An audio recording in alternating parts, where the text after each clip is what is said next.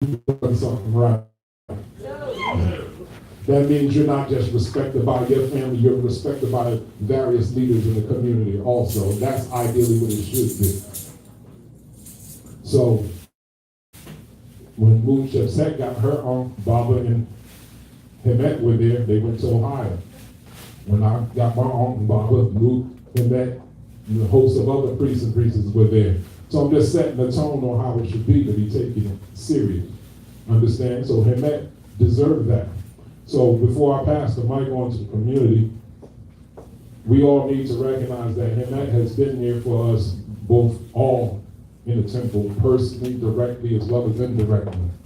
How many people know about the proverbial crying couch? Hemet's proverbial crying couch, if people come over and they just cry their heart out to her, and she counsels them, she's earned that spot as the official big mama of the temple. Her love is there, but it's firm. Sometimes y'all think she's mean, but it's a necessary firmness that we also need in this temple, in this world. We need that big mama energy, and even though she's not the oldest sister in the temple, she carries that energy, and she carries it well. So I'm going to close out and let the ceremony proceed. Are you all, Greece and everybody, y'all ready to move on to the next part of the ceremony? All right.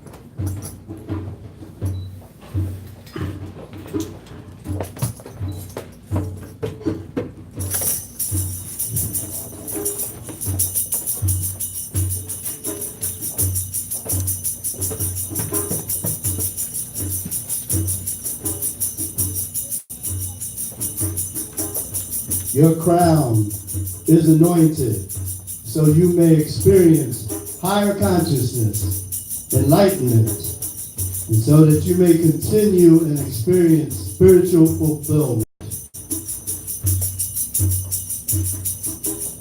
Your first eye is anointed so that you can give the inner vision to be awakened so that you can continue to create your reality and give intuition, insight, and psychic awareness.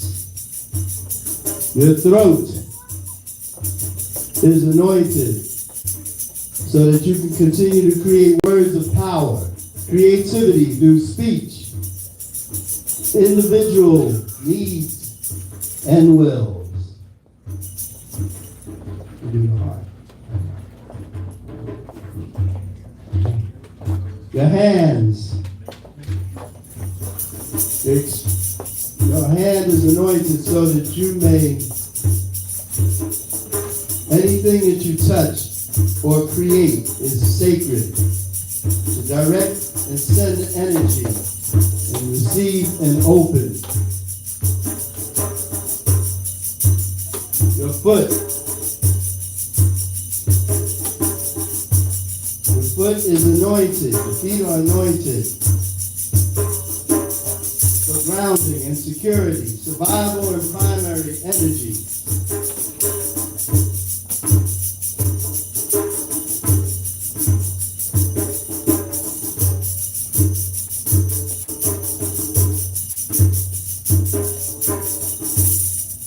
Heart, so that your emotions may be balanced and your heart is as light as a feather with love, forgiveness, compassion, and self-esteem.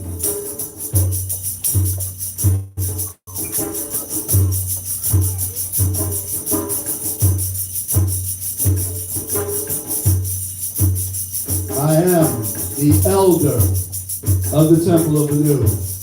So Chef, warrior priest, Armin Cow, and Ma'at. An elder cannot be an elder if there's no community to make him an elder.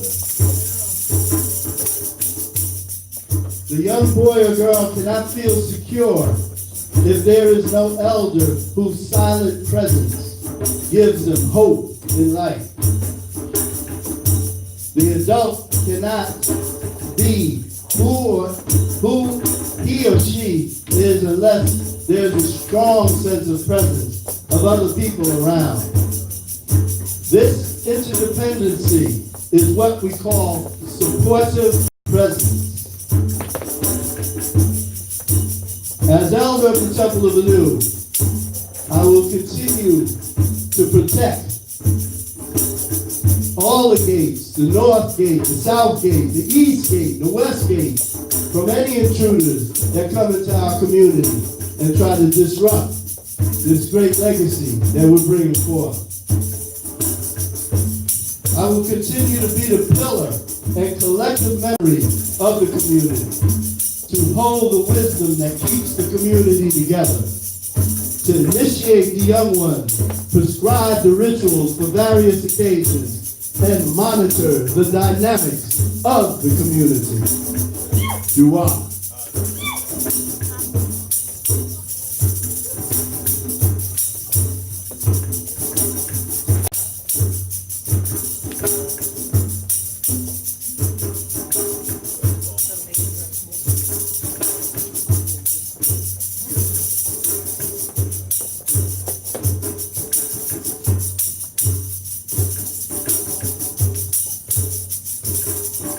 Wild priest Majusi Ra in my eyes.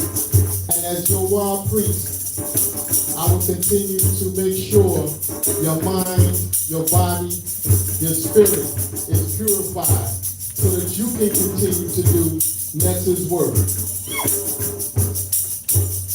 Hemet and I are both a part of the Ma'at clan. So as part of the Ma'at clan, she is my sister. But she's also my elder. She's also, as Hemet, my mother. And she's also, just as a pure human being, my friend. So I honor you in all that you are and all that you will continue to be. Not just for me, personally and my family, but for this temple family. I agree with Hemnetta. Hemnetta is the spiritual father of our temple, but Hemet is the mother. And just to borrow from Beyonce, she run this month.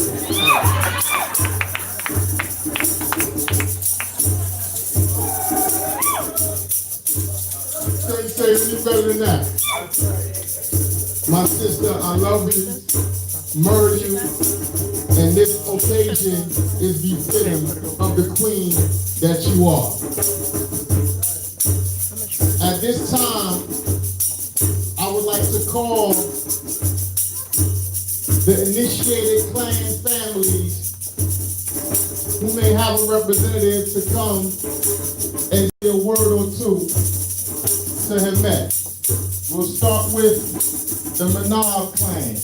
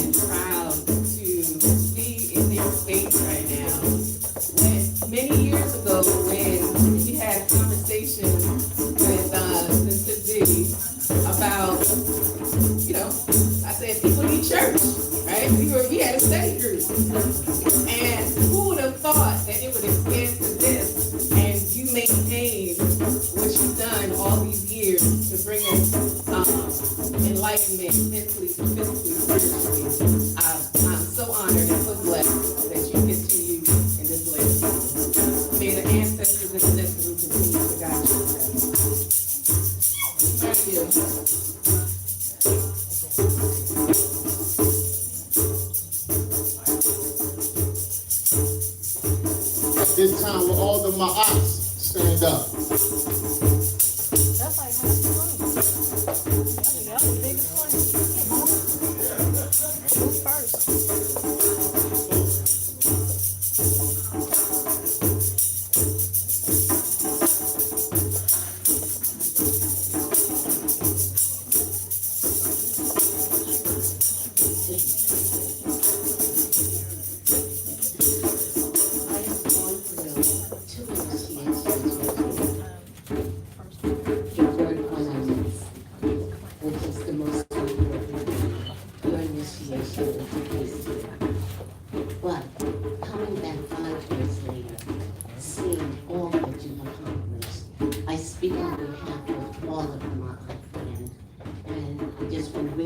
Everything that was said.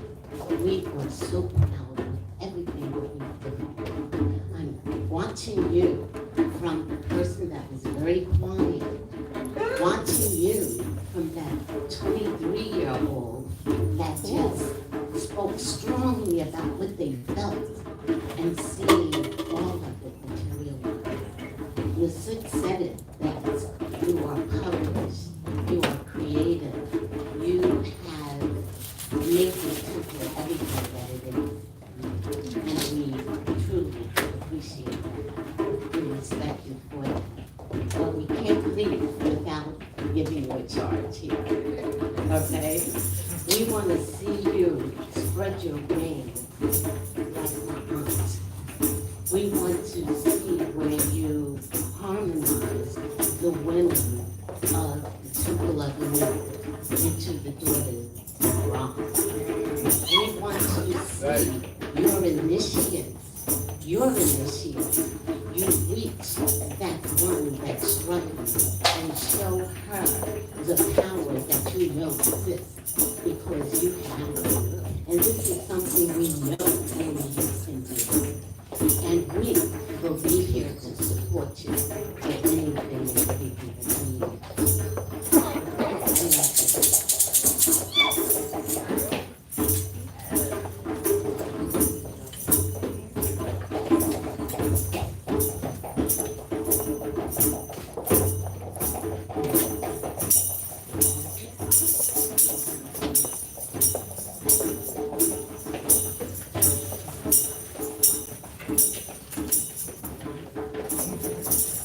May I have a representative from the Mentor clan?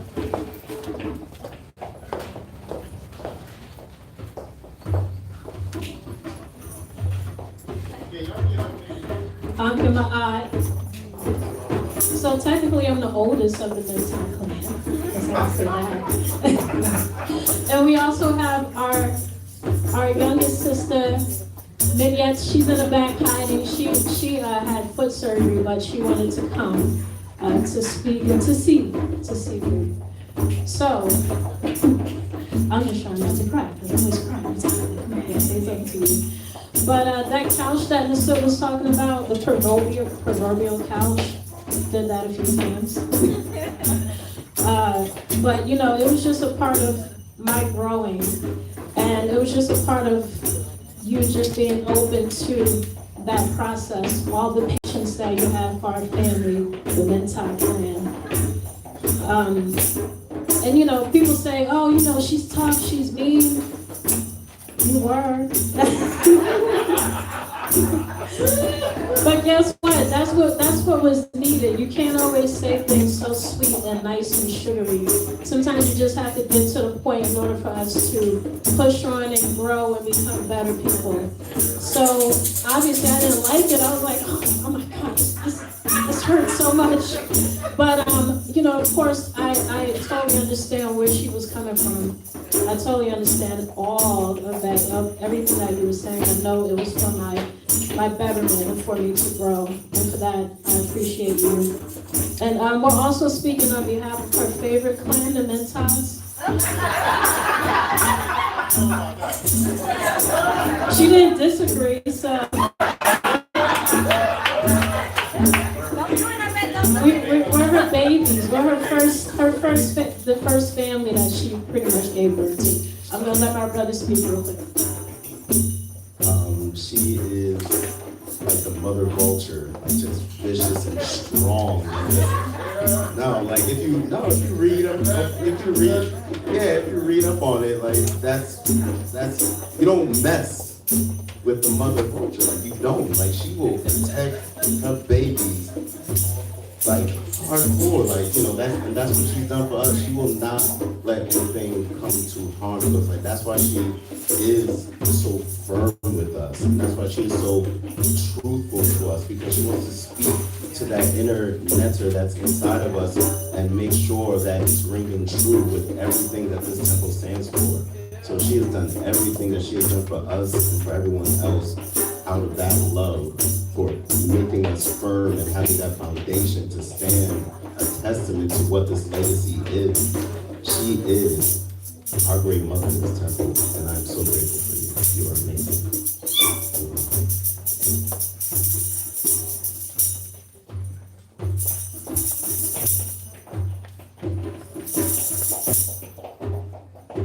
And we have a representative from the Irw clan.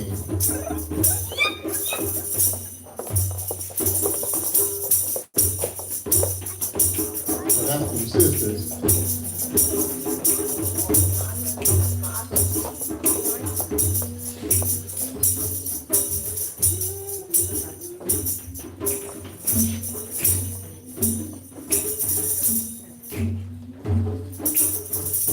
Dear Hemet, Neter, and Bar Ma'at, you are our teacher, our spiritual mama, our friend, and our sister.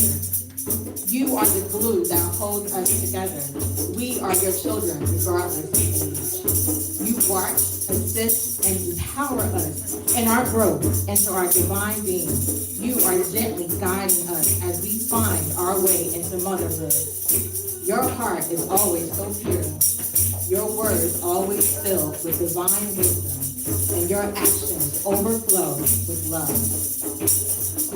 You are the perfect mix of strength, devotion, discipline, power, truth, and honesty. Hemet and Bar Ma'at, we appreciate you for being the teacher and mother you are, for being a woman of poise and grace, for being the kind of woman that anytime you open up to speak, your mouth shares words of wisdom and goodness and lessons that we can all take with us for the rest of our lives. For being wiser than your age, for being confident in your own skin and giving us permission to do the same. Hemet Dua, for being there for us every time, for standing firm when we forget who and whose we are, for the late hours, for the invaluable lessons you have poured into us. Most of all, Dua, for your sacrifices. We give you our eternal love and pray we fill your cup like we fill ours. For this and so much more, we are incredibly grateful for you. You are more than deserving of this honor. Congratulations. We stand with you always. The Samakaru Clan.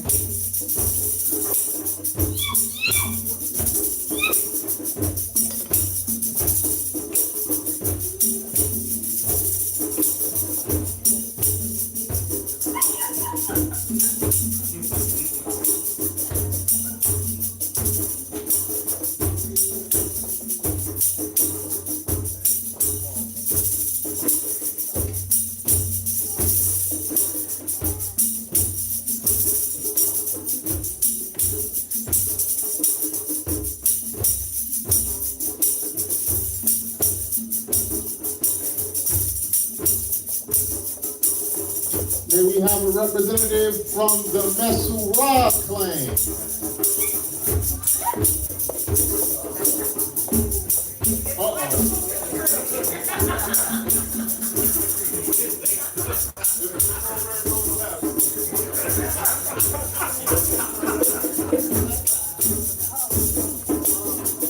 Met, you are a mother, overseer, but most importantly, you nurture us, you teach us. We've been with you since first eye.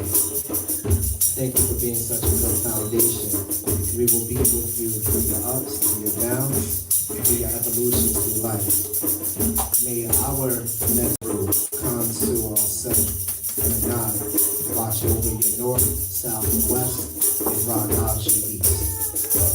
It's an honor to serve, protect, and live an excellent life with you through this temple. That's from the Metro Rock Clan. You are.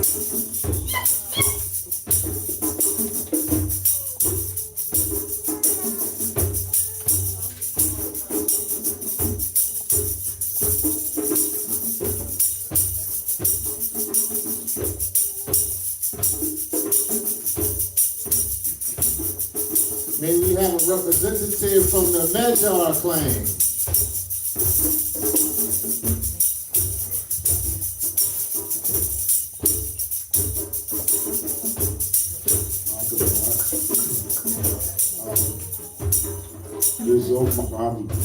I knew some of the kids of the Medjar clan. There's only two of us in this clan. And I'm going to bring you greetings from my sister, Kaliki, and Cleveland. I'm going to read some sentiments. This Auntie Johnson most beloved priestess of Temple of the News. I love you and appreciate you so much for all that you are and all that you do. You are among the beautiful, powerful ones who walk the planet Earth now, being a living example of God's essence and flesh. It is an honor to know you and this truth. You truly live a life in Ma'at. You speak Ma'at and do Ma'at every day. You give life by giving us guidance on how we should live righteously as a community. You have high expectations for us and hold us accountable for our deeds. You invoke and create black excellence. You are nature for all that you have done for our growth and development, for what you have done for the Kemetic legacy. My children's children will be positively impacted because of the time and energy you poured into me. Throughout for your young years on the planet, your life has been well lived. You have shared your gifts and talents, your strengths, your beauty, your organizational skills, your grace and leadership, your voice. You have set a high standard for what it means to be Kemetic. Now forward and beyond. May the Netanyahu and the ancestors continue to bless you with more unconventional, beautiful life and eternal life. And I just want to say for myself, the term Kemet Neter, a lot of people don't know what it really means. Like a lot of things in our tradition, it has multiple meanings. Kemet is a servant, and everyone here can attest to your service. Your service to the community, your service to this temple, for all the people that are in the temple, to the children, everyone, the service that you do. The service, not only for the temple of Anu, but your assistance and love and service that you do. For our sister shrine, the Shrine of Ma'at, and for the sisters of Lu Aset Temple, everyone knows that you're always available and do service. And your leadership in the Suruj Tawid, the service that you do there. Also, the term Kemet Neter, loosely translated, means God's wife. And very few in the history of Kemet, very few women have earned the title of Kemet Neter. It speaks to we know that the temple of Anu, our patron Neter is Ra, but the term Kemet Neter was God's wife of Amun. So we know that Amun was syncretized with Ra to become Amen Ra. So you, at the 32nd dynasty, the living legacy of the Kemet Neter of Amen Ra. And this really speaks to your divine spiritual essence and your commitment to Ma'at. You're a principled woman, a divine sister, Nasat Nasu.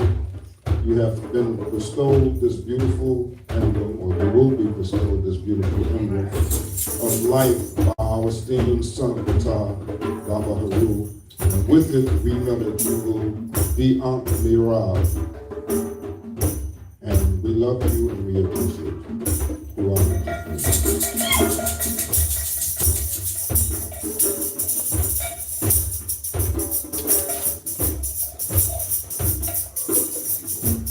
At this time, Wabet Kisa will come to share a few words.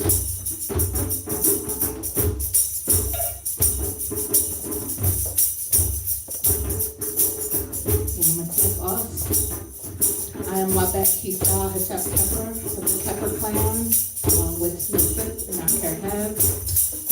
And as a Wabet priestess, I will continue to uphold the purity of our temple. But also, I will strive to walk in the steps of Mushepset as a keeper of time, to help invoke the sacred energy of Ra, so that you may harness the secret of the stars. The path that you walk is already divine, and I promise to help you continue to shine a light to help illuminate your steps.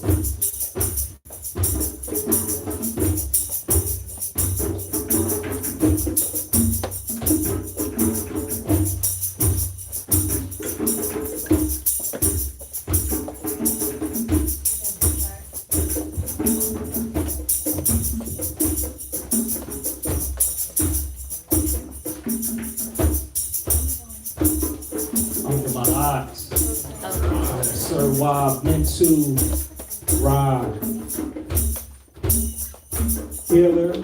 and priest of the Temple of Anu, and fellow clansman, Ma'at clan for Hemet.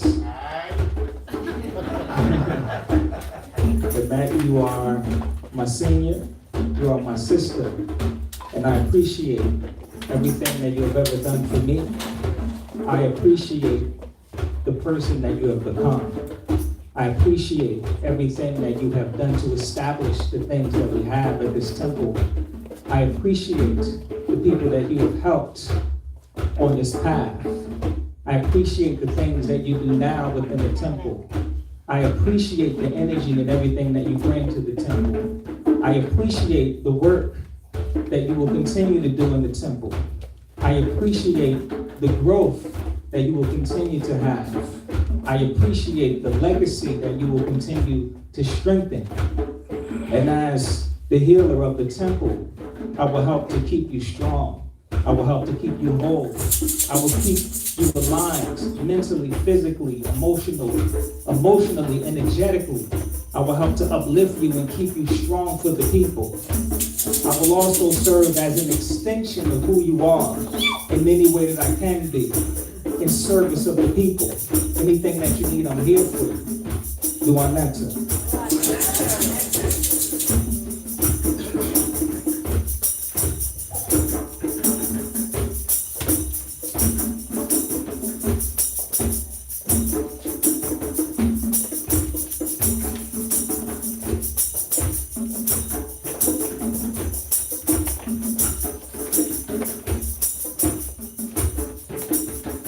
Thank you for welcoming me into your home, where I could continue to study and learn and serve as a priestess. I thank you for the opportunity to watch me and help me develop and blossom. When I think of priestesses and the example of who I strive to still become, you are the standard. You are the standard. As a priestess of the shrine of Ptah, and now a priestess of the temple of Anu, I am Chef Set Ra Adi Nefer. I am the one that you can continue to call when you need spiritual protection and grounding of this place and everyone here. I am the one that you can continue to call when you need assistance and guidance with ceremony and ritual work. And I am the one that you can continue to call when you need the energy of a warrior priestess by your side.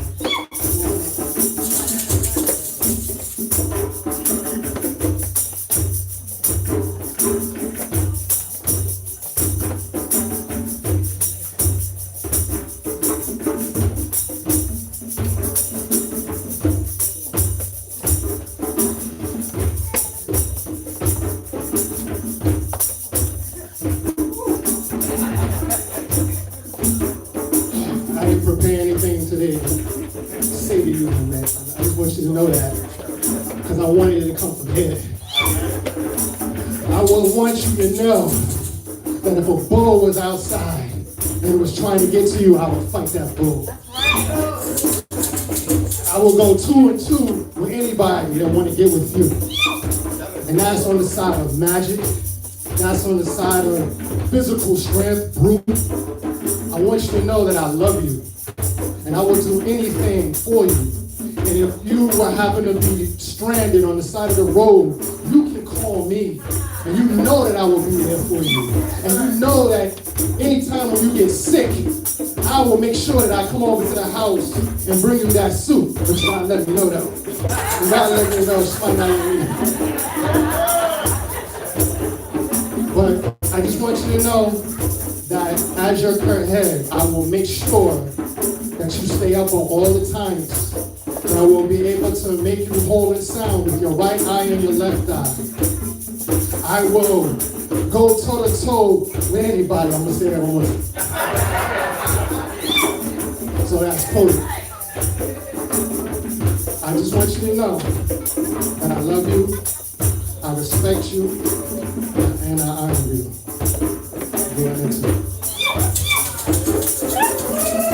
Will everybody please rise so that we can acknowledge the priests and priestesses.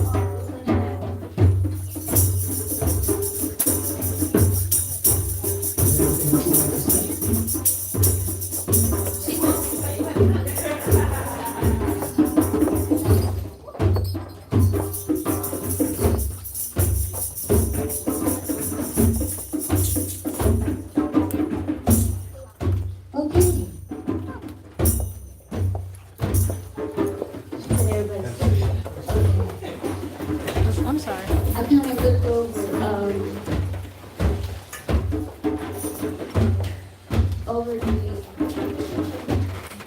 over this chart. That piece of together, excuse me. And as of today, you're not gonna be the same person, we know that, right? So there's a whole different kind of frequency of energy coming down to you as the reception of this thing. There are many times that we are born over. We are born over and over and over and over until we leave this planet. When we stop being born over and over and over, that's when we leave. You hear me? So you gotta keep on involved. The moon is an Aquarius. With the moon being an Aquarius, that's gonna open you up to a whole other frequency coming from Swedat, telling you that right now.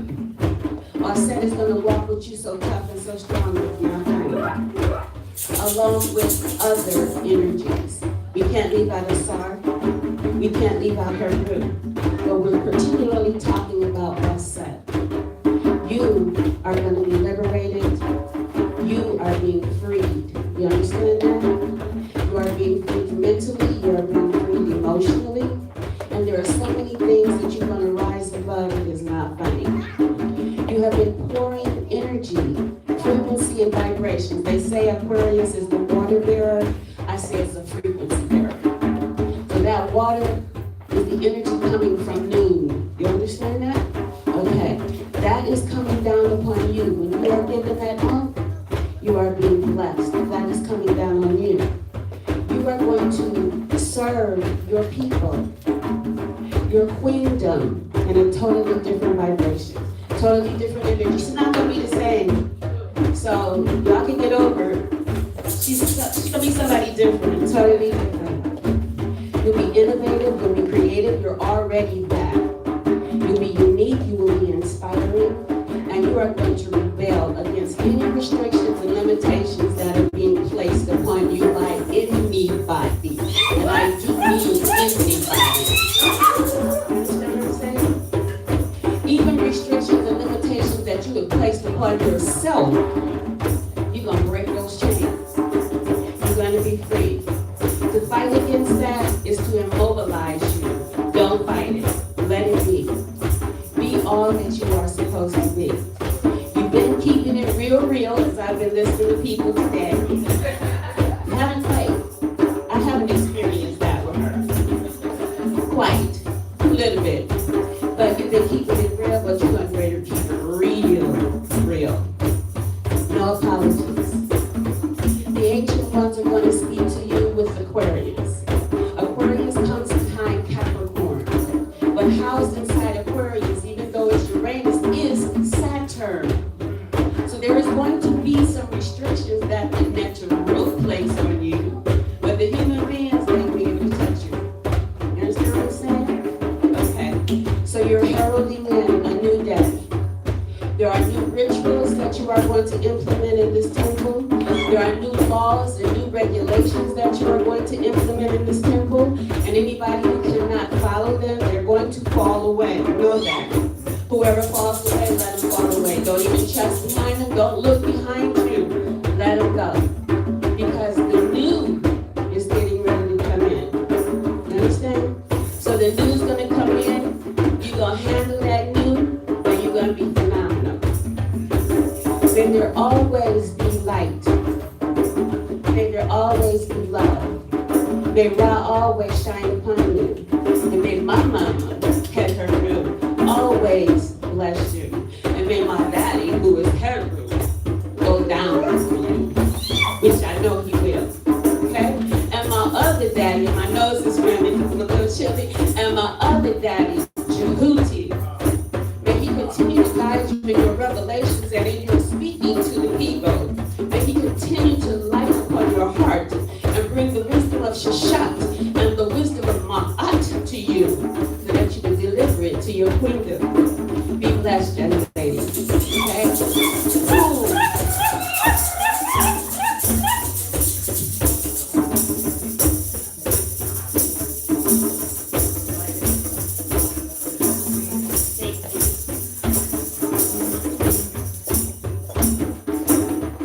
Can you please rise so we may form the greet Hamnetter Jedi Ma'at and Met Netzer in the Kar Ma'at?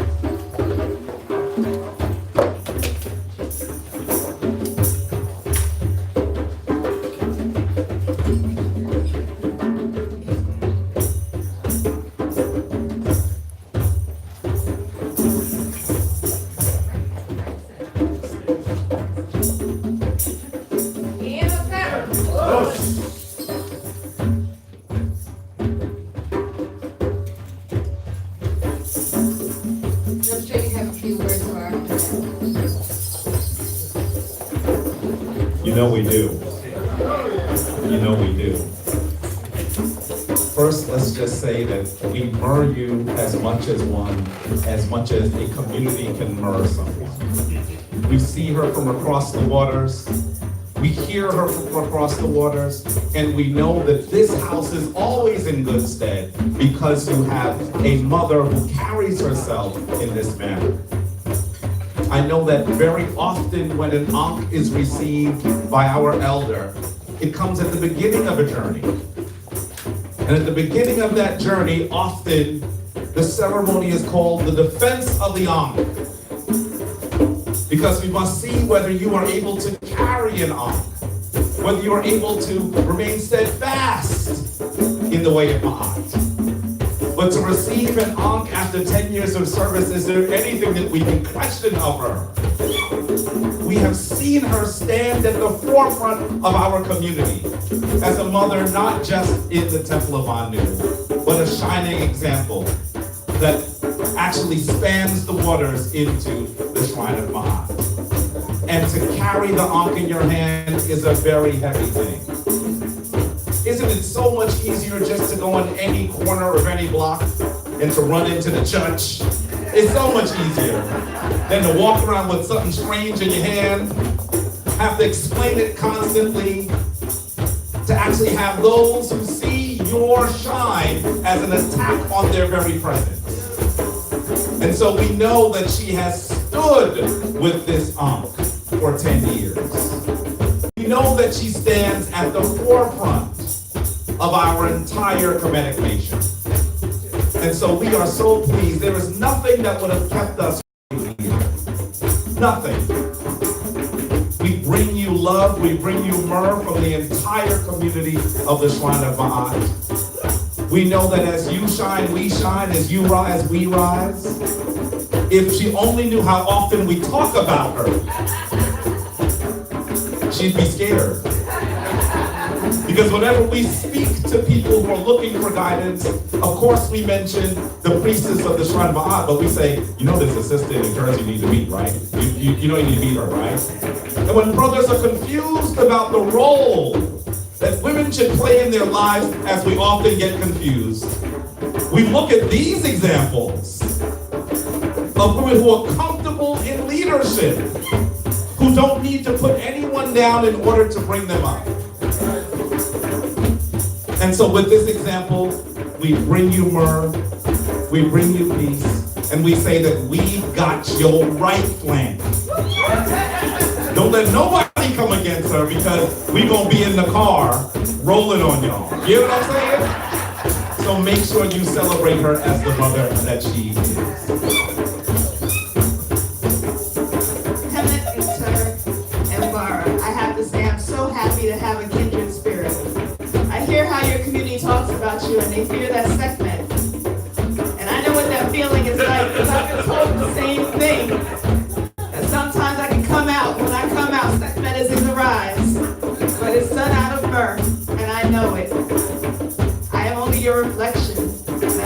you, and I'm so proud of you. I only expect more from you now, because I already know what you can accomplish. I know what you're capable of. I've seen all that you can done, and I see that all of what you will do. And your community is very lucky to have you. And I'm so happy that they are finally giving you this Ankh after 10 years of work. It's gonna be heavy, but you can handle it. You've already shown that you can do the work. So take it in, receive it all, be proud of yourself, and know that you deserve everything that you are getting today. We prefer you so much.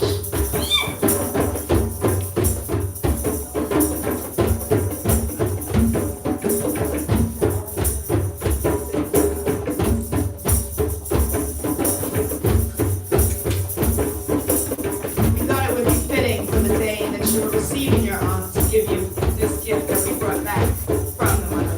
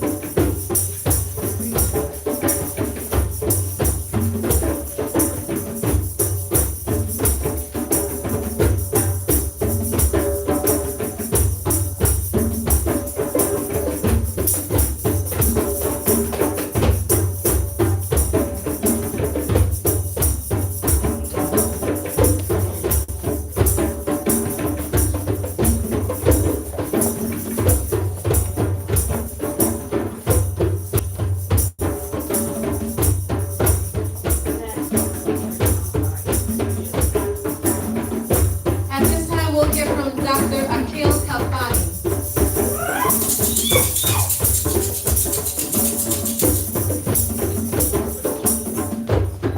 Peace, family. Peace, Father.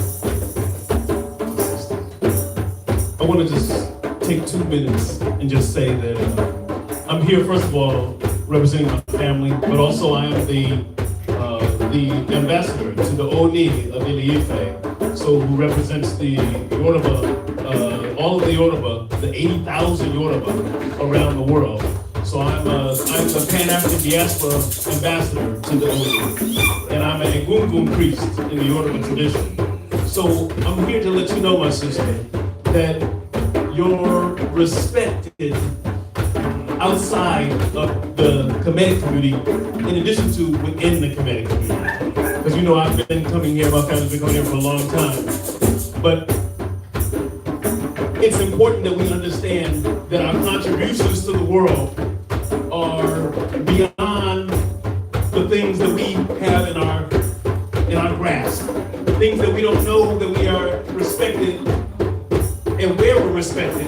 And so I want you to know that as the director of the African Continent Institute and all the places that I travel, that we travel knowing that you represent this family and this tradition, and you represent it well, and that we respect your representation and your continued commitment over the years.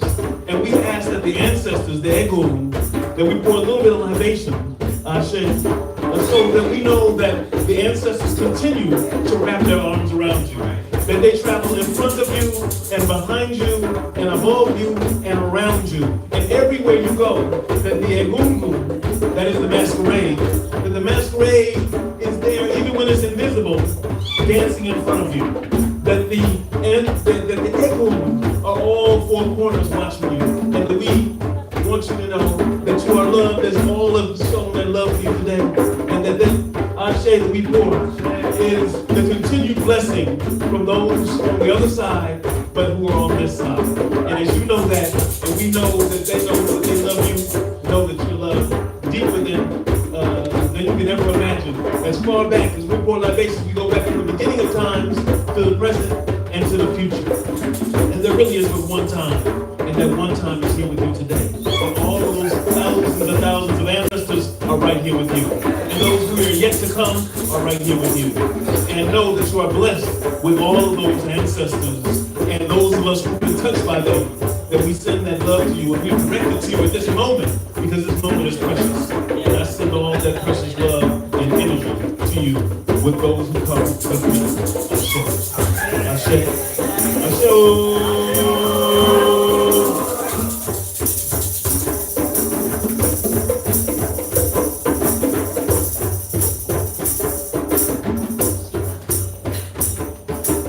At this time, can we formally greet Irw Ankh Continued?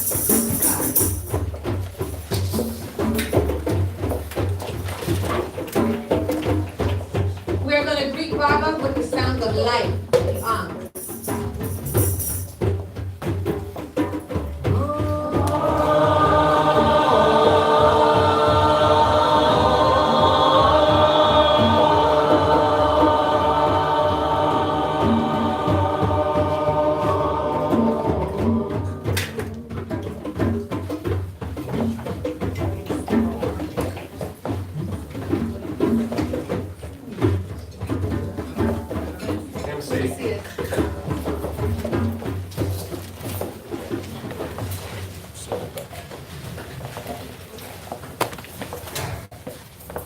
I didn't know.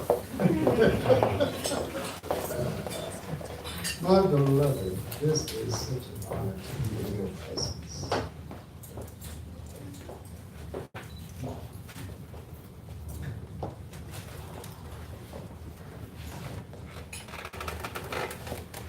When you told me how we encountered each other, I was amazed. I always get these stories, but yours was really special. And you are very special. To all who know you, when I first walked into the temple of Anu, and I walked into the room and there were children sitting around in deep meditation, I said, yes. And I know it has something to do with that.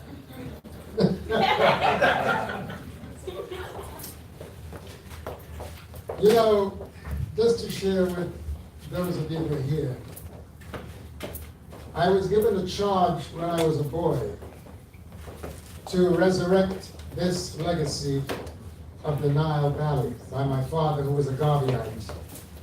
A Christian minister who said, you know, son, he was a tailor, and I used to go to his tailor shop after school to make buttonholes, because in those days, brothers, we had buttons at the crotch, you know. We weren't so quick with our zippers. Know what I'm saying? And my father would sometimes say to me, son, you know, I have to do what I do because this is where my people are, but I know there's something else. He says, because basically, as people of African descent, he says, my reading of the Bible shows that we are children of Ham. He says, but we are in Shem's house, our uncle. And he said, the Bible said that we should honor our mother and our father, that our days may be long on the earth.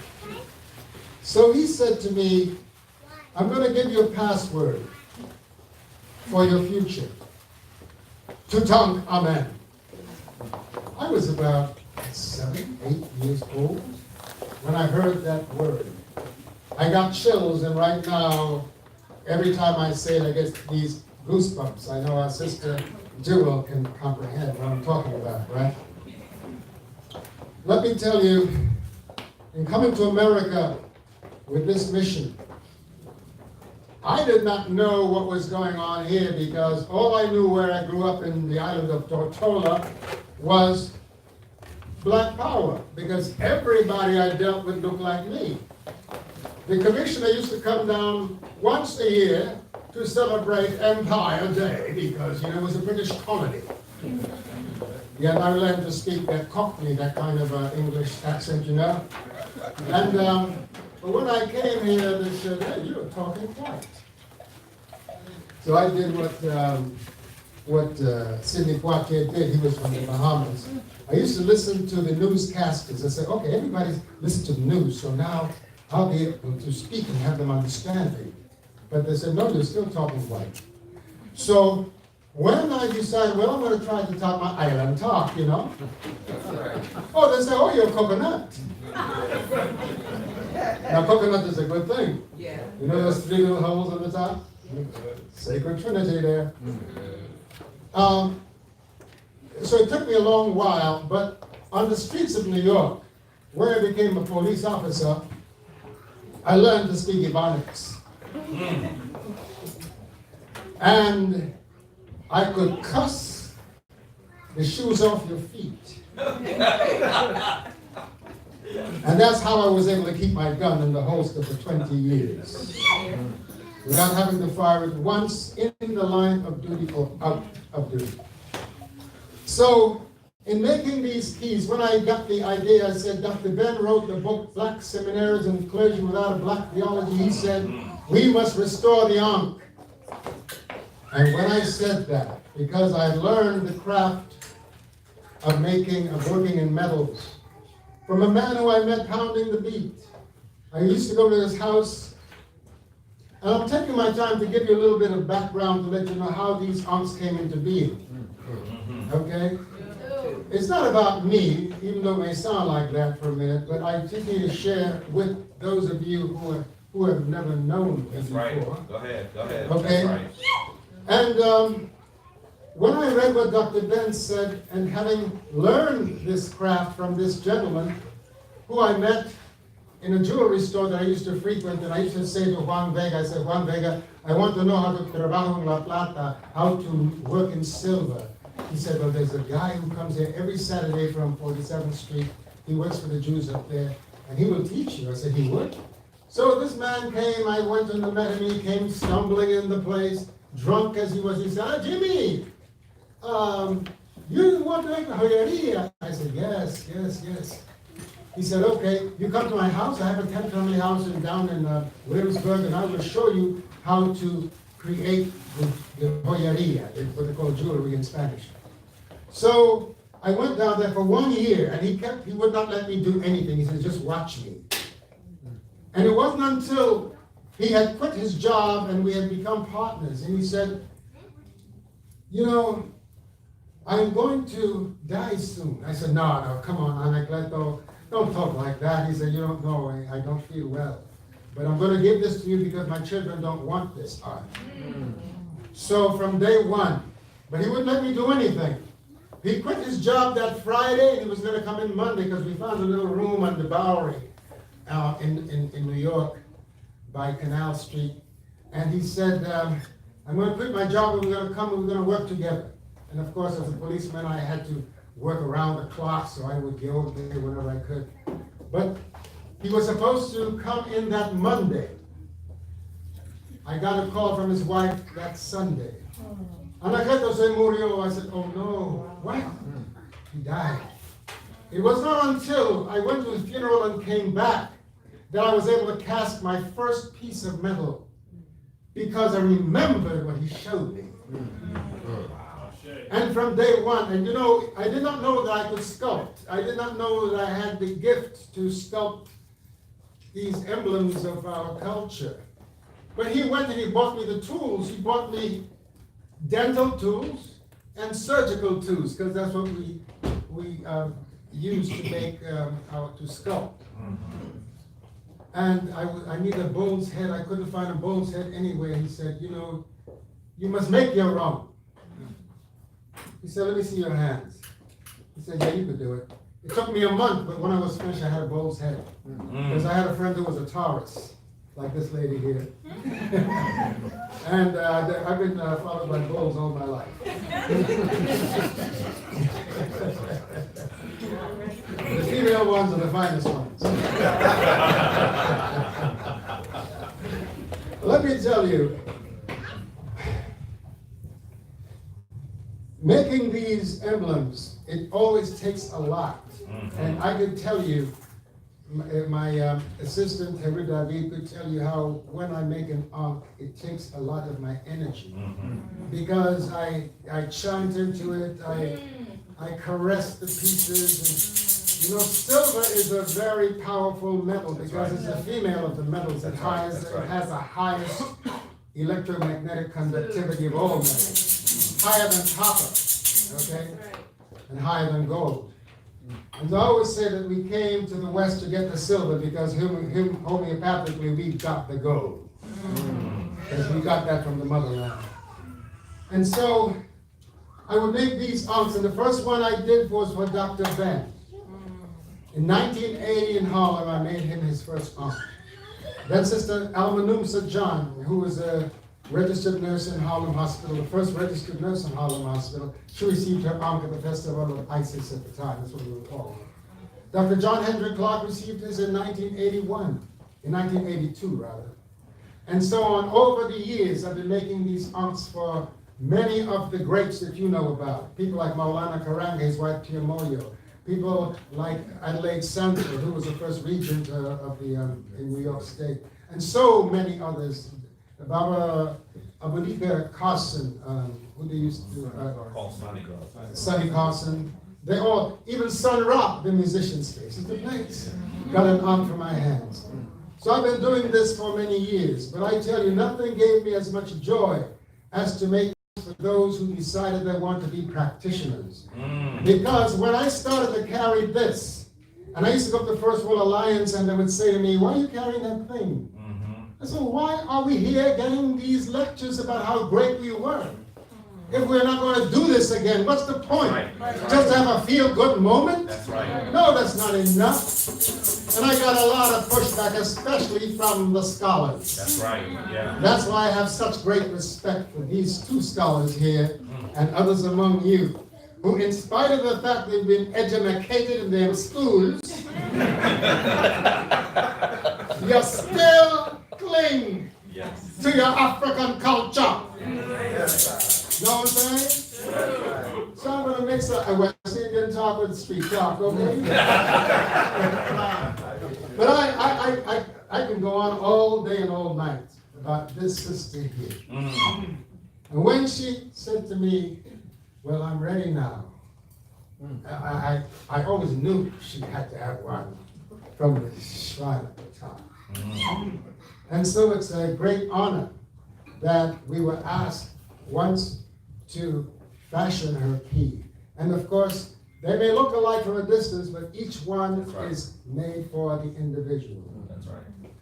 Because we have to take into account that we have our altars at home. But guess what? We decided to become a walking altar. And the implements that we put on our altar, the main one is the key of life, because that's what we are about. Surrounded as we are by the death merchants, and you know who I'm talking about, we are uplifting this key of life. So it's my divine privilege and honor to have made you this key, my beloved. And I know that you're going to carry it with the dignity that you always exude. And I want to thank you so much for maintaining this house the way you do. You are a Hesse master. You're a real Hesse.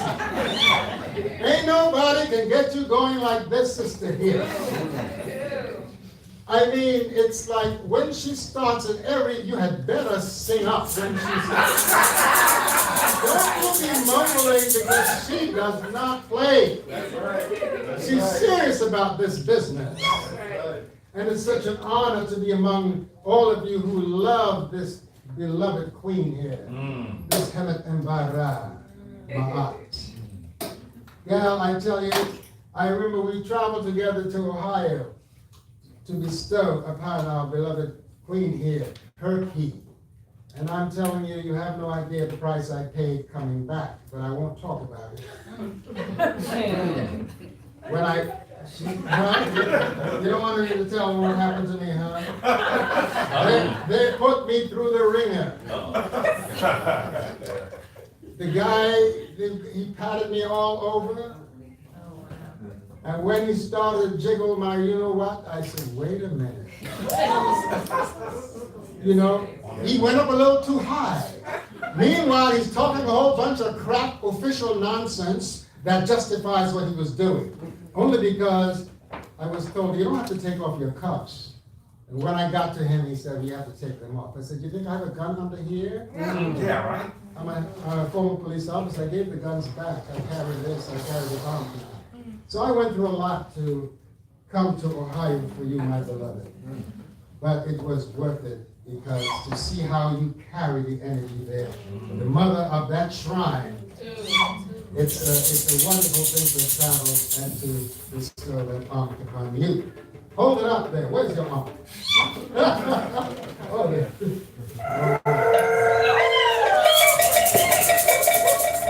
So I think I've said enough. I just wanted to give you a little background as to what I do and who I work for. And you cannot buy one of these. No.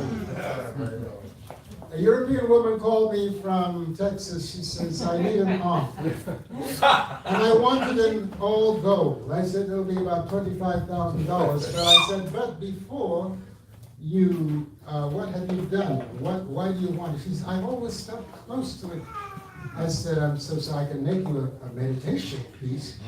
But these are for us because we are here to heal the world with Ma'at. But we are here also to lead the charge. Yes. So those who want to come in will not be leaders. If you know what I'm saying. That's right. They will sit and they will be taught. That's right. You understand? By those of us who carry this. Because this has been hidden for a long time. And I say to all of you, my beloved brothers and sisters, you Christians, you Muslims, you Hebrew Israelites, if you're in here, to know that when your prophets came into the Nile Valley, they were greeted by priests and priestesses carrying this. When Abraham and Sarah came, they were met by people carrying this. And we fed them, right? And they went out richer than they came in. You said Moses was found floating down the river. Where do you think he went to school? Among people carrying this. Yeshua, who you miscalled Jesus in his Latinized Roman name.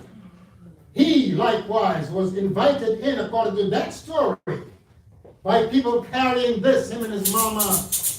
His life was spared the wrath of Herod by people carrying this key. And all we hear about now is some exodus of which never took place because there's no record of it except for Hollywood movies. That's right. Oh yes, I can tell you how they made that little scene of that of Jello, and they put a high-speeded fan, and the Jello parted, and of course the Hebrews walked into the Jello.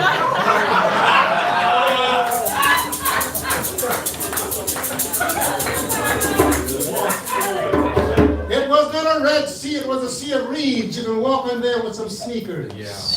They lied. And they defamed this legacy. They called us sun worshippers. Yeah. They wanted to worship S-O-N. No, we were into the S-U-N. Okay? We already had our S-O-N. We called them Irw. All right? And we already had our crucified Savior. They called him Asar.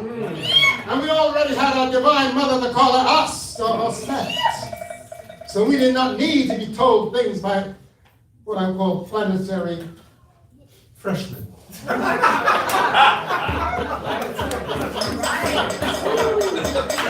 Pretend to teach us. We are the post-PhD graduates of this earth. We are the elders of this earth. We can't have these newcomers trying to teach us stuff. But a lot of us, as Kanye said, oh yeah, that slavery was a choice. That one was not a choice, but the one we're still under is a choice. Because that's a slavery of the mind. Okay? So we have to drop those chains from our mind, and this kind of work being done in here is helping a lot of us to drop those chains. And I'm telling you, there are children who grew up in this culture, in this temple. Isn't it a wonderful thing? Yes. When your children are born into the culture, they don't have to, you know, it's so hard to forget what grandma taught you. You love your grandma, you don't want her to have been wrong. You respect her, but she may have been sincerely wrong. Yeah. But that's what she had, and she gave it to us. And I know why you're still in that book, because there's a lot of our wisdom in there. That's right. That's what keeps us in that Bible. Our African wisdom. The final 10 commandments came from. Many of them came from the 42 oracles of Ma'at. That's a very liberal system. We had a very conservative system. I'm not talking about Washington conservative, because that's nothing but a euphemism for racism. My sister, I can go on, but it's not you. So I just gotta come and give you a hug, beloved. Thank you so much.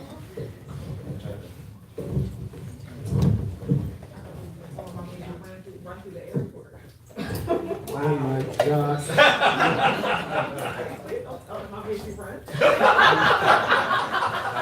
It was good. It was good exercise. You know. And my beloved King, the search of this temple, Ra Sankru Kedir.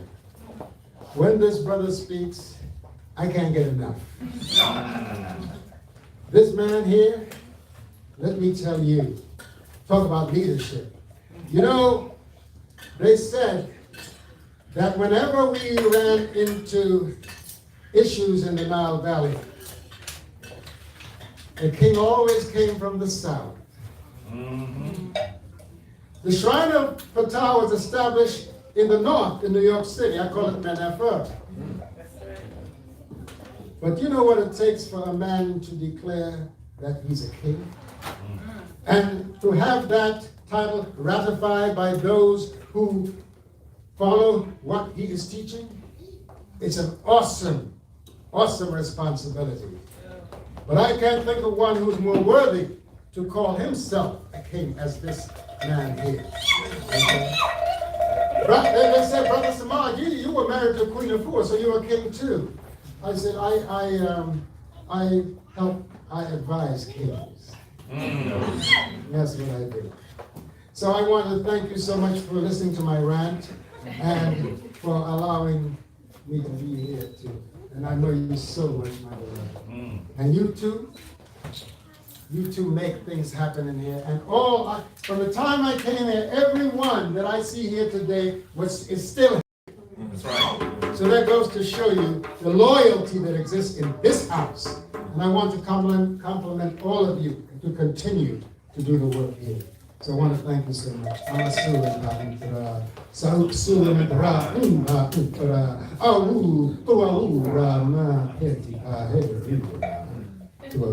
Give yourself to the divine. Keep yourself daily for the divine. And you do it tomorrow just as you do it today.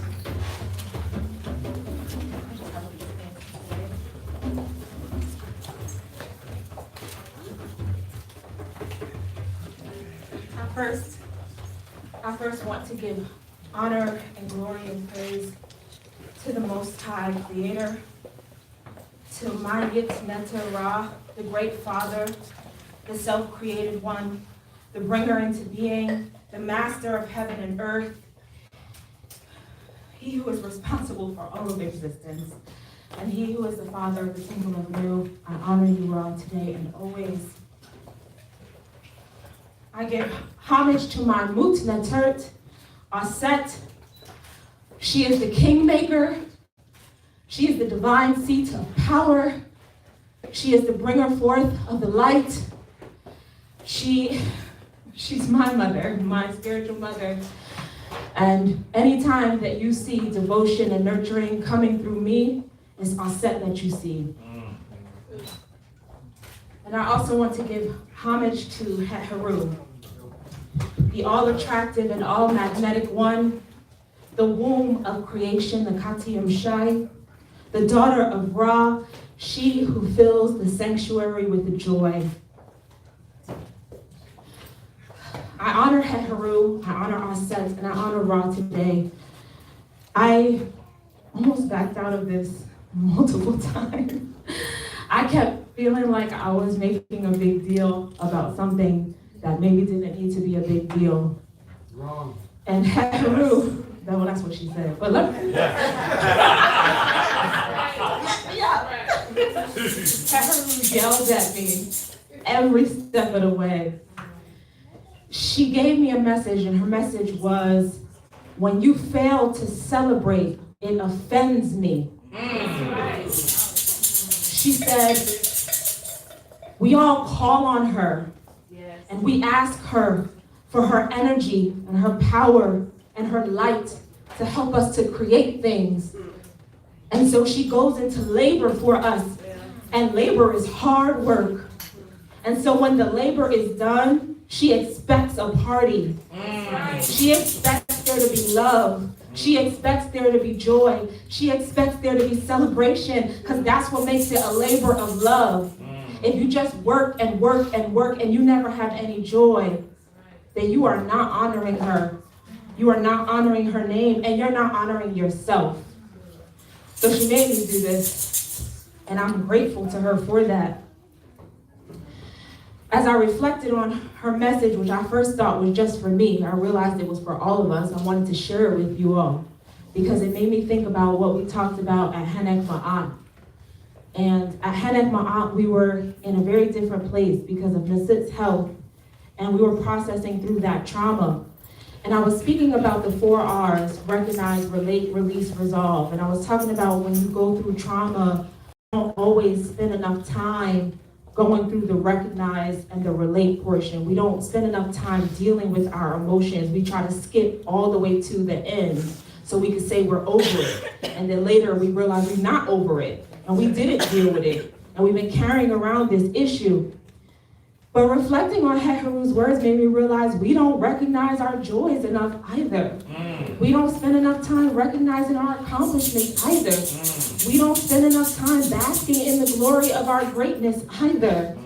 And every single thing that we do may not require a ticker tape parade.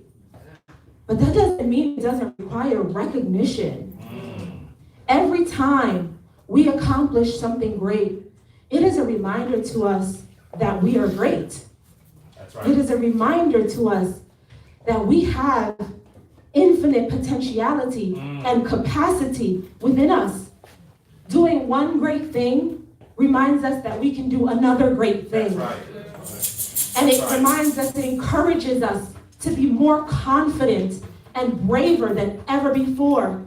And so when you bask in that feeling, you charge yourself. It's like an electric charge to your soul that tells you, don't stop now. Keep being great. Because Irw doesn't want us to accomplish small things. She wants us to bask in the greatness of our goodness so that we can do big things, divine things, magnanimous things, universal things. If we calling on her, we gotta be about big business, which means we have to have the confidence and the courage and the audacity to move things and to be big, to dream big, and to create big.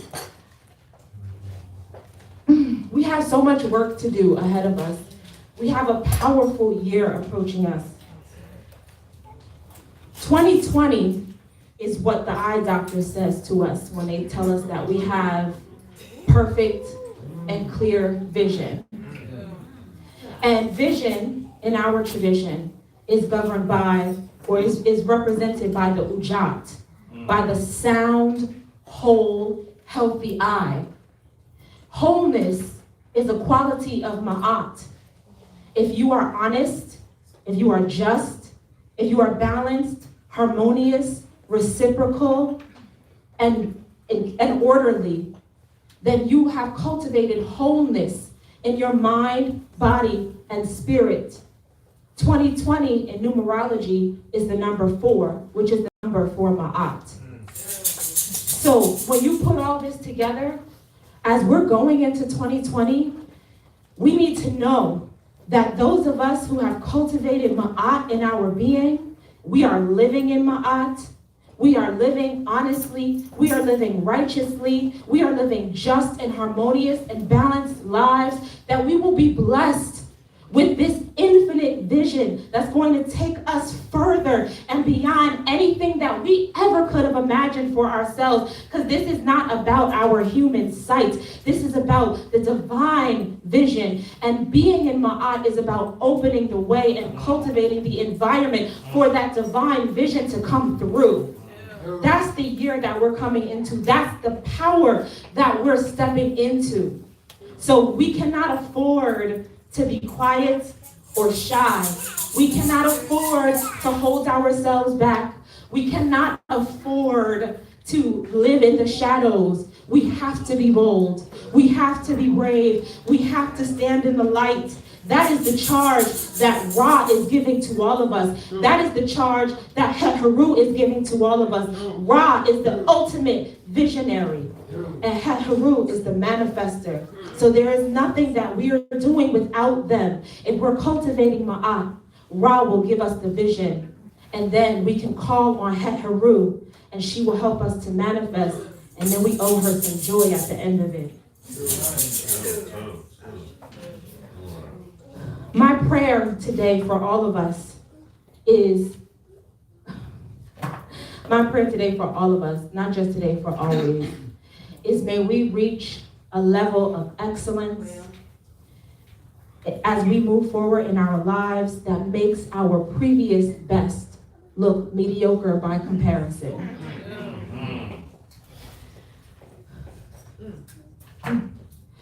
I want to thank a few people in particular. Well, probably a lot of people. Be patient with me. I want to thank Wabet Shemset, Ra, because you put a lot of energy into making this happen. And I know what that's like to organize stuff. It's not easy wrangling this group of people up in here. I appreciate you. I want you to know that. I want to thank my family for being here. My mom, my dad, my sisters, my god babies. My family has always supported me my entire life. I have never had to be afraid that they would not. And I know that that's not all of our reality. And so I know how lucky I am. And I do not take that for granted. But every step that I take in this world is because I have them behind me. If I ever fall, they will catch me. They have caught me. They will continue to support me. I don't even have to ask them if that's true. I know it's true. And I'm grateful for that. I really am. I want to thank Robin to Ra for keeping me alive. Because I like to eat cake. Cake does not make a healthy diet. So, I'm alive though, so he's doing a good job.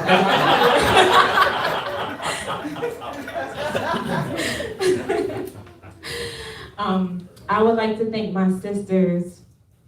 I want to acknowledge my sisters, Wabet Kisa, Mekatira, and Kumeri, because this being a leader is not easy, and sometimes you also need to have a crying couch, and sometimes you also need to vent and to say ugly words and to get some stuff off your chest.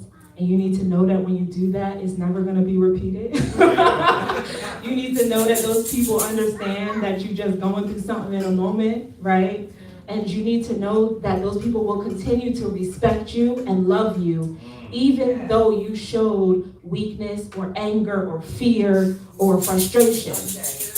And the space that you all hold for me always I would not be able to do this work without that.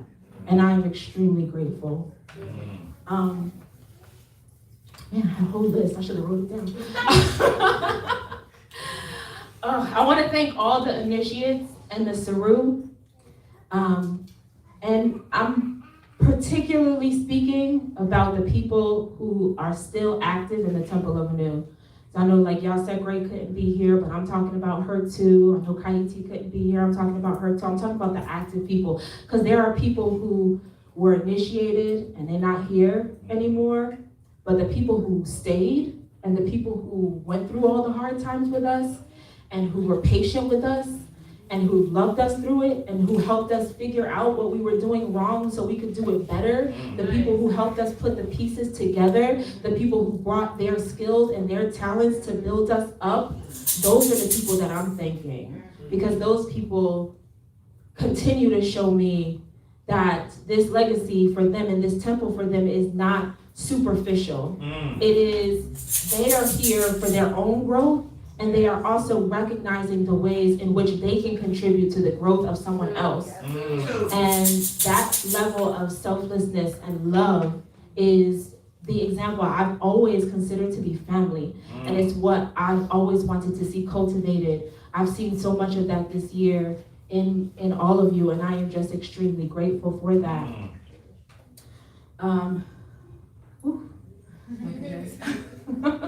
I want to thank the priests and priestesses who came out. Hemnetter, Jedin, Atenra, Hemet, Or, Enfraka Ma'at, Muk Shepset, Shaor, Tabramutab, Babheru, and Krasamaj Sekata. I'm grateful that you all are here. I really am. And to be able to walk this walk with you, to be able to, even when we don't speak as much as we should speak more. Even when we don't speak as much as we should, it's empowering to know that you're there and we're here and we're working.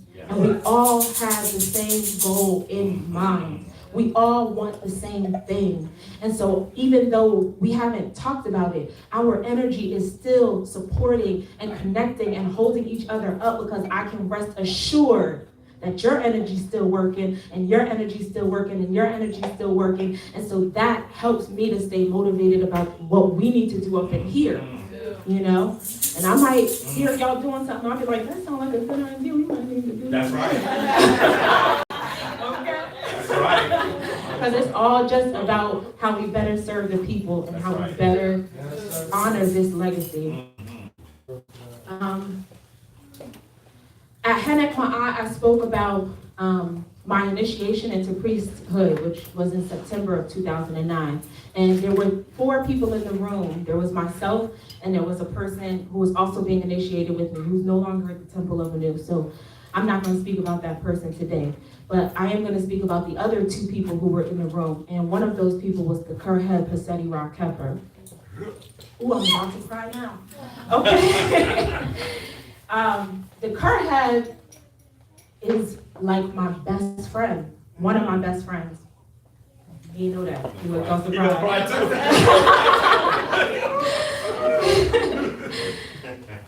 When I came to the temple, Kurhead was already a priest.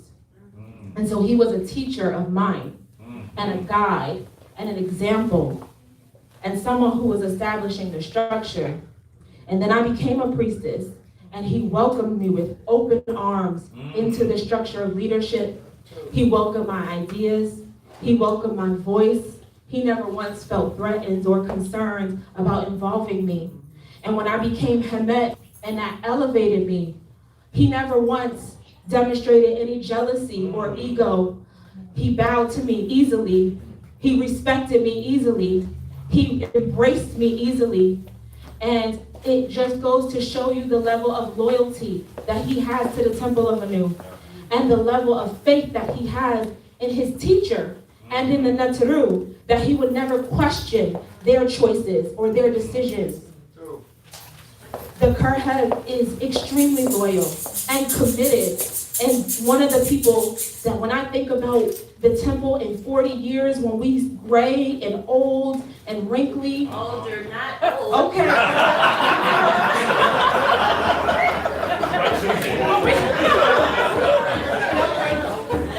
When we mature, in 40 years, when we're more mature, I say it like that. But I expect I will be looking at him, and he's gonna be right there behind the camera. Yeah. And I'm gonna be right there, right? We're gonna be here together, going through this journey, 40 years together. We've been going through the first 13 years already, and we got 40 more years to go, maybe 50, maybe 60, I don't know, we'll see. But I know we're gonna do it all together. I am grateful to you for all of your years of support. I am grateful to you for the energy that you give to me and the Sut, the way that you keep our secrets, the way that you allow us to confide in you, the way that you are our friend, as well as our student and one of our initiates, right? And I'm just really appreciative of you, and I love you, and I want you to know that. And I also want you to have something, because I have something for you. Giving out gifts and hugs. I want you to open it now.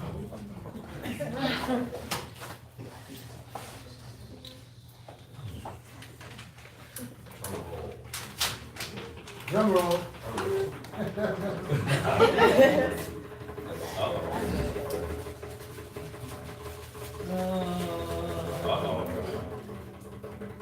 We want to see.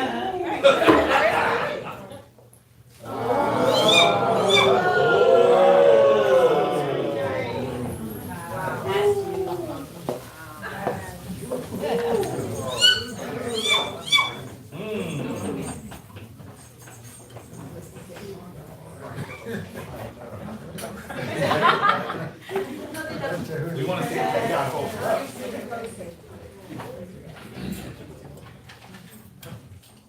Tell us what it is, brother. Tahuti. Tahuti. Oh. Baba, you made that? You know he did. Let's copy the ancestors. But you copied them. That's official. The chain is the Ankh and Ma'at links. Living in truth. You can't do anything when living truth ain't Just one.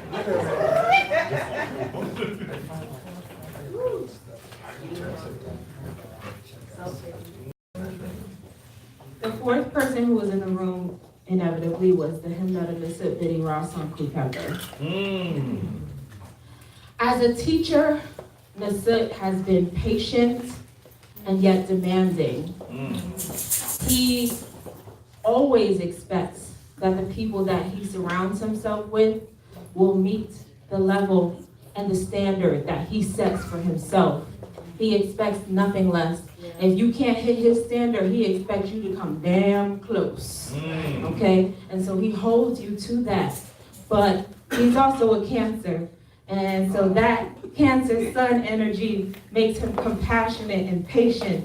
It's funny because I'm calling him demanding, but he's actually the nice one.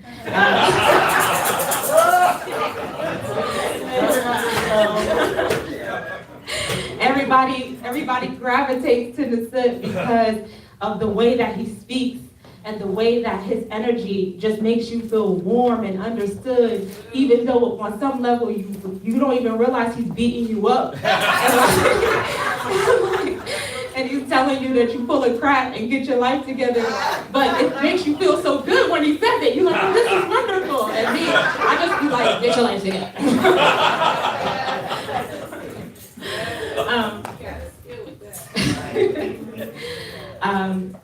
As a partner in this work, Nasut has been giving and resilient.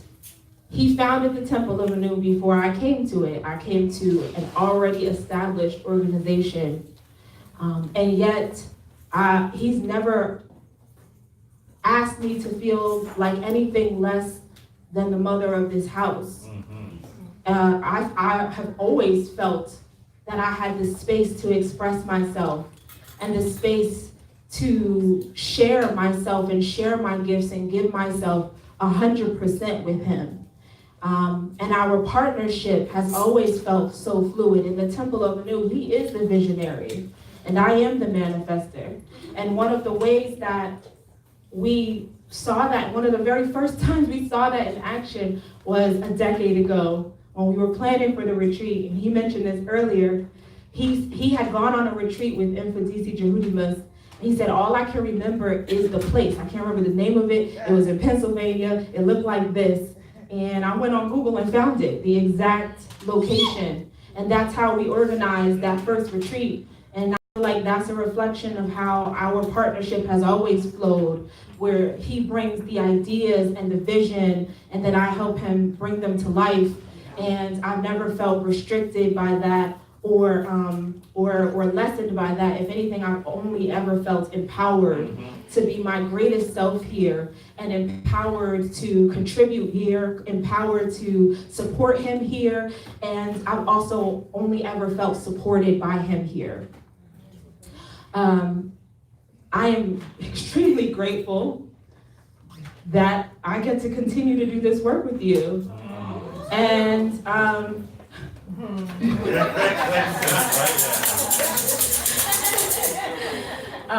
because we were scared this summer for a quick second that might not be the case. But do our netter that we have a long, long road ahead of us. And I know that the magic that we've made already is nothing in comparison to the magic of our future. And I'm honored to be the Hemet Netter of your house.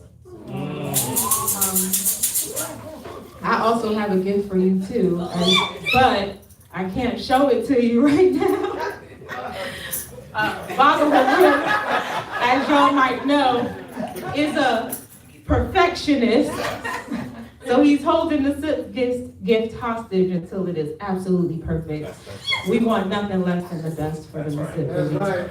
So y'all will probably see it by next communion, and then we can fawn over it then. All right, well, that's it. That's all I wanted to say and to share. I'm really grateful to all of you. Thank you all for being here and sharing this moment with me. This is like memorable and legendary. I will never forget it. So, do our netter. Hey, I need to tell you this. I was, she had not yet firmed up the date for this celebration. And I already booked my passage, which I do every year, to go to the islands. Yeah. And I called up and I said, you know, I'm just calling to check because I've got my ticket. I want to be sure because I would cancel my trip just to be here for you. Yes. So, but it happened that it was not, so get back.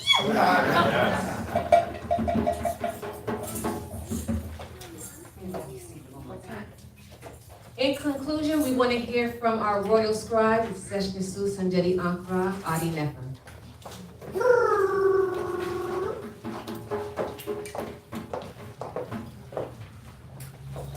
Ankh Mahat. So as the introduction goes, I am Sanjari Ankra of the Ari Nefer clan and the Seshnisu, the royal scribe of the Temple of Anu, and the Suruj Tawi. So I want to start off by describing the leadership strength of Hemet Netzer by reading something from President Ahmed Sekou Touré. A good leader. A good leader is for the emancipation of women. A good leader is for educating and training the youth to take their responsibility, their responsible place for the future. A good leader is a good follower.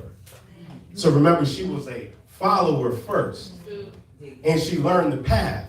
And when you learn the path, you can make it for others. And now she is a good leader because she knows the path. A good leader is a productive and hard worker. Why is that important? It exemplifies what a hem and or a hemet is. Many may not know that hemet is, there's two different words. You have a hem, the glyph, the sign of it is a launderer's club. So if you ever see our sisters and mothers and daughters in Africa, there is a club that you have a big wooden bowl there of water with cleaning solution in their beating. Or you could do this with food in their beating, right? This is called work because they are working to perfection.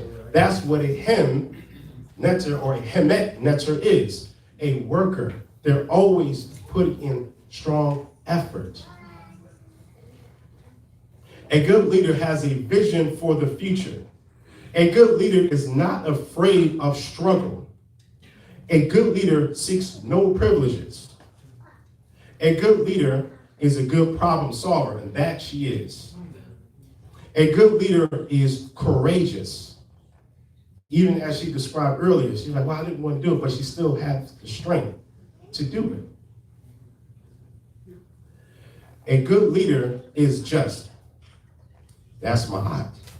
A good leader is loyal. That she is. I say she's loyal because on a personal note, I know her as a friend, a loyal friend. And we've been friends for a number of years, and I love and respect her so much. A good leader is good at organizing people. Is that right? A good leader is good at training people. A good leader is a good educator. An educator is someone who educes, who brings out things in you, not someone who just puts information and commands inside of you. It brings out your potential. A good leader is a good student. That she is, which makes her the perfect leader. A good leader is a good communicator. A good leader is a good planner. Is that right? Leaders are ordinary people with extraordinary determination. A good leader loves the people. A good leader is good at giving and receiving constructive criticism. Of course, both of us being Capricorns, right? We've spent many hours as building, giving and receiving. And when she gives me critique, sometimes it takes me a second to catch. I'm like, wait a minute, she just after me. And it's well received. A good leader is a good listener, that she is. A good leader is committed. A good leader is good at making sacrifices. And we know in African tradition is all about sacrifices and offerings. A good leader is not afraid of going against the grain. A good leader shows an example, that she is. A good leader is a good guider and director. So that's that balance, that simatawi, that balance of the left and the right brain. Okay? A good leader has grace under pressure.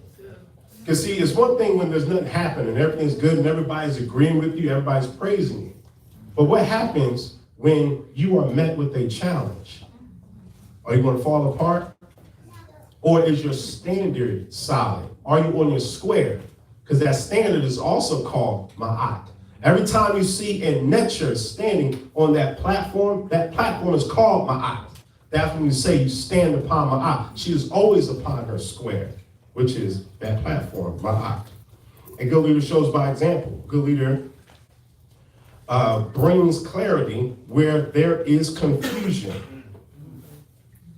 A good leader uses science in the interest of the people. Yes. A good leader sees the group interest as their interest. A good leader is honest. Good leaders challenge, inspire, enable, and encourage you, all of us, to be our best, to push past the limits that you may set for yourself, because you are phenomenal. A good leader is competent. That she is. A good leader has a clear sense of direction. That's that path again. What Mr. Biggie spoke about earlier, like Irw Ankh, path of life. Leadership is action, not position. And she's all about action. And I also would like to say that she exemplifies another meaning of Hemet, which would be more like Hemet, which they translate as woman or wife.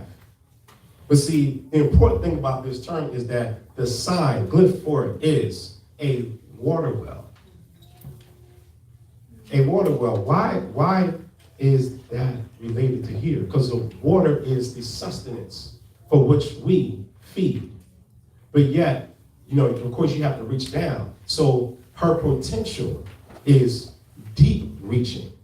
Yet it comes to the surface to feed, to nurture, to strengthen, to give that eye of Irw, which is another term for offerings that you find in the ritual. She is an ankh bearer. And even in the pyramid text in the Old Kingdom, they call her Queen Meat of the Old Kingdom, right? In her pyramid text, 2:18, it says, may you live, may you live. And guess what is presented? I would like to give this to all of you, an ankh. In the pyramid text, an ankh is given and is presented. So anyone who questions this ritual, you can send it to me. Because as the session is suit, the research that I do as Jehuti is my father, Sashat is my mother, that is to help you in your leadership. You know that anytime, it doesn't matter. Sanjay, what does this mean? You know I'm on it. Anytime. All my research is to help you and to help the community and the legacy. It is the scimitar way, the combining of the scholar and the practitioner, which you see right here. The scholar and the practitioner that we have here.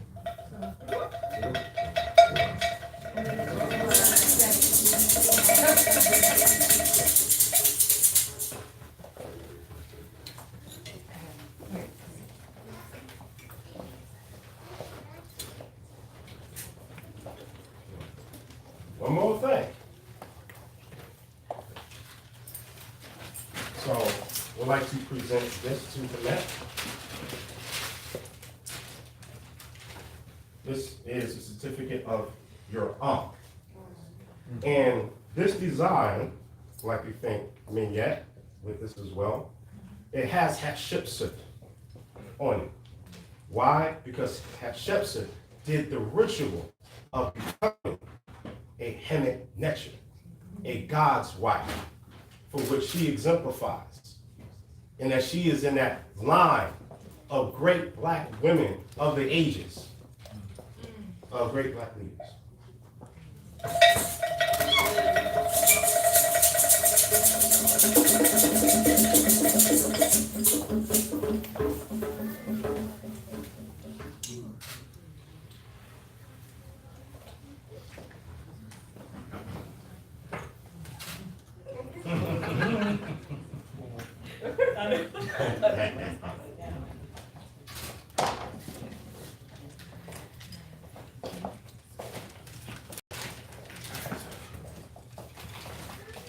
Everybody please stand.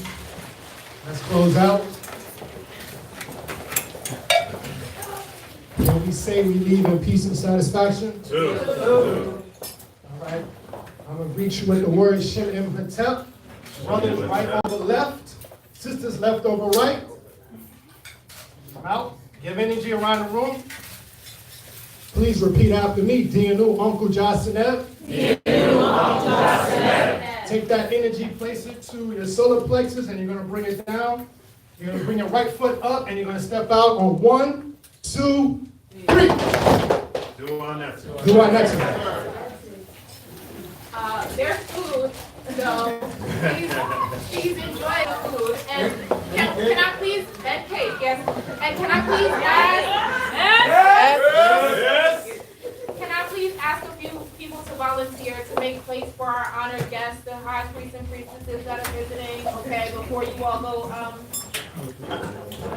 devour the rest. Thank you.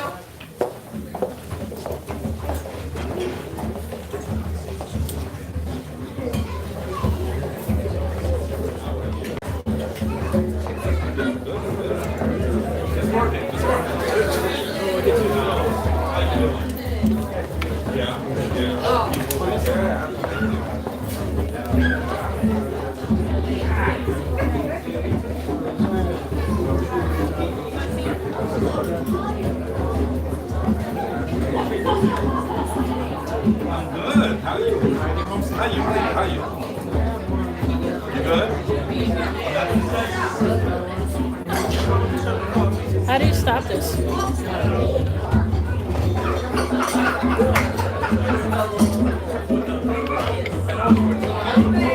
So last time I took